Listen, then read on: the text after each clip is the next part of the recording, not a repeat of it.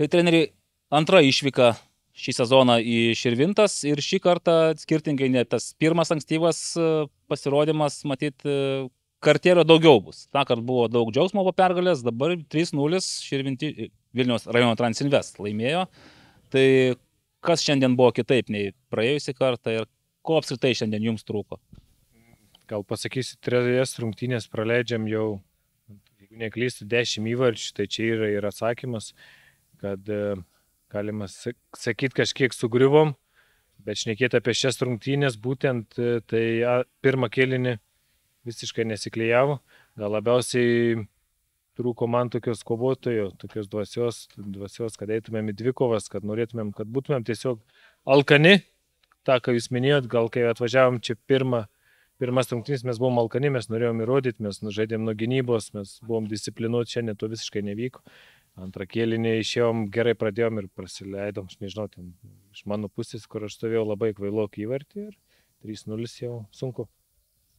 Minit, kad galbūt labiau sotus esate, bet čia jau tokie gaunasi 5 ar 6 rungtynių atkarpa, kai nelaimite, kai ir 2 lygiosios 4 pralaimėjimai. Tai čia tas jau sotumo jausmas gal iš anksčiau ateina?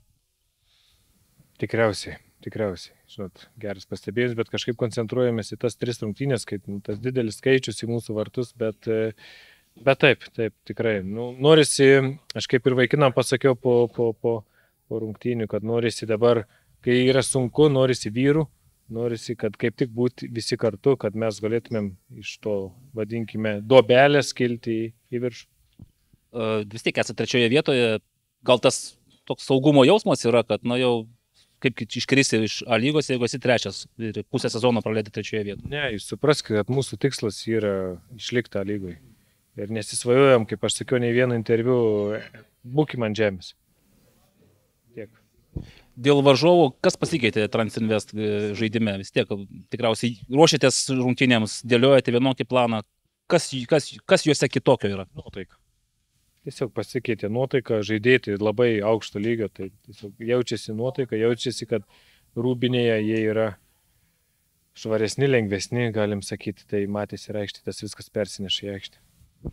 Rungtynių maratonas tęsiasi, čia buvo 3 per savaitę, trečiadienį dar vienos ir vėl išvyka, vėl Alytus, tenais Alytuje, visiems būna sunku, neišimtis tikriausiai bus ir Džiugui. Tai kaip su fizinėmis jėgomis ir ta emocija?